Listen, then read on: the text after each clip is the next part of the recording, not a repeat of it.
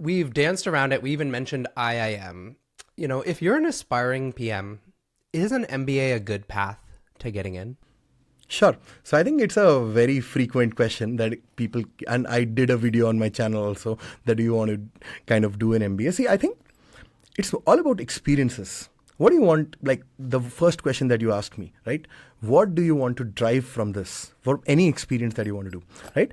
A lot of people think that it's some kind of a shortcut, but they never ask this question, why is it a shortcut to essentially move to the PM roles? Because just by sheer statistical numbers, ISB, which is one of the premium schools in the country, kind of has like 30% of their openings or 25-30% of their openings are PM roles, right?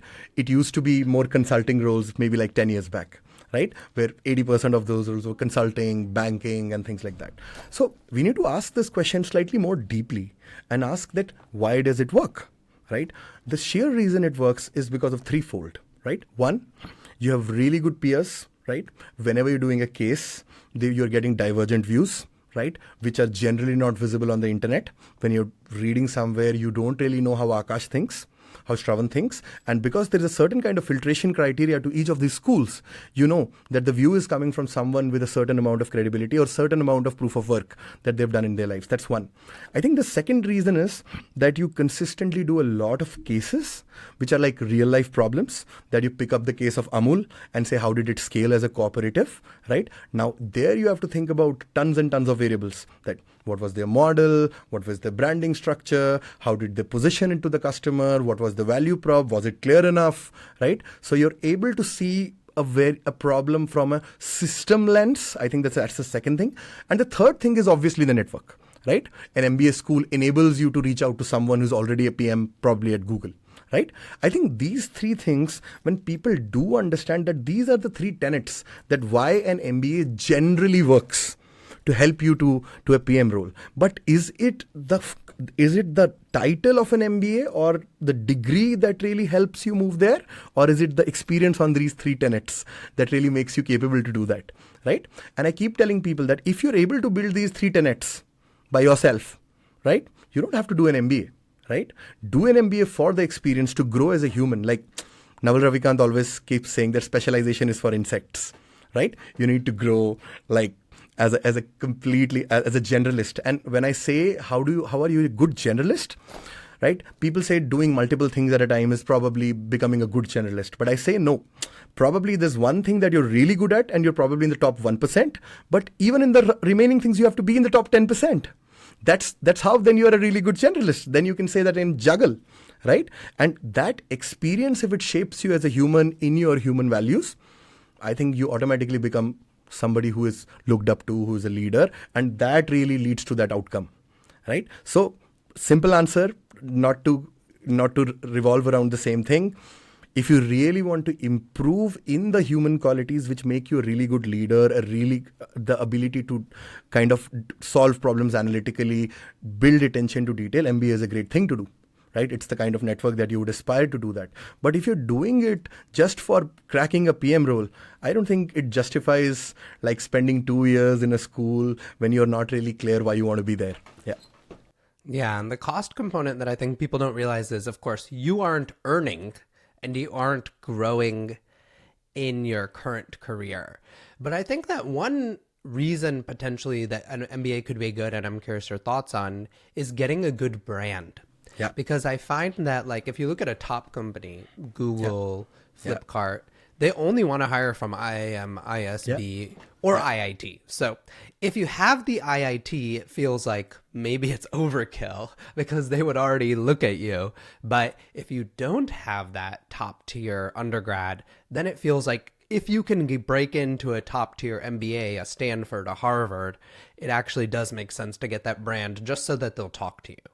Absolutely. I think it comes down to the proof of work. What does IIT tell you? That out of 1 million people, you were in the top 5,000. So by design, I expect you to be smart, right? You can solve mathematical problems fast. You can look at elements of nodes of a system in a physical way, in a better principalic way, right? And similar is with IIM, right? You're competing against a very high competition audience with a lot of effort, people putting across in years and years, and it gives you that sense that, oh, talking to this person might be more valuable to me. But the divergent point that I want to put across is, it is again a very strong function of how do you put across what you have learned to the world. You might be the best person, and people have a very poor opinion on what they think they know or what actually they know, right? That gap, that image that people look at themselves is not the real image in most cases, right? So if you are able to build that kind of a proof of work, right, and showcase that across, maybe on social media, maybe just put across how do you write, is there a way going to read some long form content that is super valuable for you. It is going to take you those 2 years for the right kind of people to see you, right? It's the same time spent. Only thing is that now that you've given $100,000 to a school like Stanford or some other school, you are you're extrinsically motivated to put that effort to become the valedictorian or to top the batch, because you know that there's a loan on my head. But so I keep saying this, that why do people say that there's this funny moniker that people say generally, at least in the last 20 years, 25 years in India, that if you're an entrepreneur, you're actually unemployed. So that's what people say. The reason is because people, again, hate ambiguity. If you wake up in the morning and you don't have a structure, what do I have to do in the day, right? It's hard. It's hard. You would say that, oh, how do I prioritize my tasks? But when you go to a school or go to a company or something, right? You know that I have to wake up. These are my KPIs. This is what I do. And this is how my day ends. And you feel that I've done something in the day.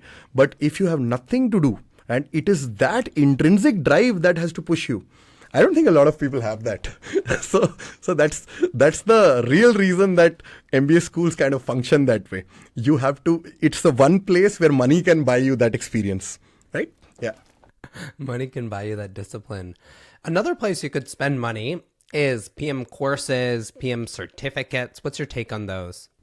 See, I think it depends. So I run a PM program, obviously, right? So one of the things that I keep thinking is that what is my way of looking at people who come in? One of the things that I keep saying is that you can't make incompetent people competent. That doesn't happen. You can make competent people excellent, right? And generally then people ask me the second question, where does competence reside? Does it reside in talent? Does it reside in the sheer compute that you have in your brain, right? I think a lot of it is dependent on intent. Can you really work hard?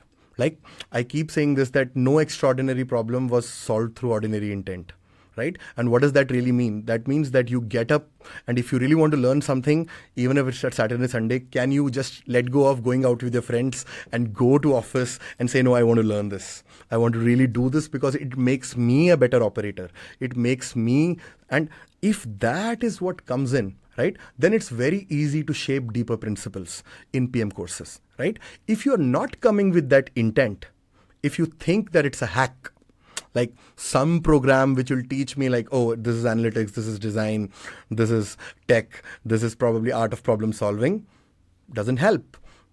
Education has to be transformative, right? And the first article in the HBR 30, it's a compilation of like 30 best articles by Harvard Business Review. The first article by Peter Drucker is not how to build a team. It's not how to build a product. It's not like how to start a company. The first article is how do you manage oneself? And that's such a powerful thing to say, that if you can build that intrinsic discipline, then a PM course will be super, super valuable for you. And that is why you would see that majority of the, like if you look at Shreyas's program, he specifically mentions that I want SPMs, GPMs, and a certain kind of background, because he knows that if he talks about deep content, depth of content, right, it is something that people would appreciate. But if I do the same thing and build like super deep content for somebody who's just out of college, who probably doesn't understand, like basically what building takes, why humility is important, it's very hard to tell that person that this program will do anything for you, because the only thing that the person is looking at, oh, can you give me like functional ways to crack the role and get into the role? But you don't just have to get into the role. You don't have to be a PM on title. You have to be an exceptional builder. You have to be a good product manager, and good product manager comes with a lot of variables which are outside your skill set. It's the culture. It's the people that you choose across. It's your general decision making. It's your drive that does that. And that is why I feel that programs which heavily focus on this layer of metacognition, right, that how to think, how do you generally make good choices in life, right? And wisdom is just good judgment, right? In every walk of life, right? And how, if there is a way that your intent can be translated there, then success is apparent. It might not happen in 2 months, it might happen in 6, but it will happen. But if that drive is not there, if that intrinsic intent is not there, and it's the allure of the outcome, that's what's pushing you into a PM course, then you're doing the wrong thing. And I think 95% of the places, it's that scenario that people come in because they feel, oh wow, I'll become a PM at Google or Razorpay and I'll get like 40 lakh rupees, right? That's an amazing thing, right? Maybe this 1 lakh rupee course is going to help me there. Just people should take a step back and ask themselves that if I can guarantee that outcome, why am I charging you 1 lakh rupees? Why would I not charge you $15,000 for it? Right? Makes sense.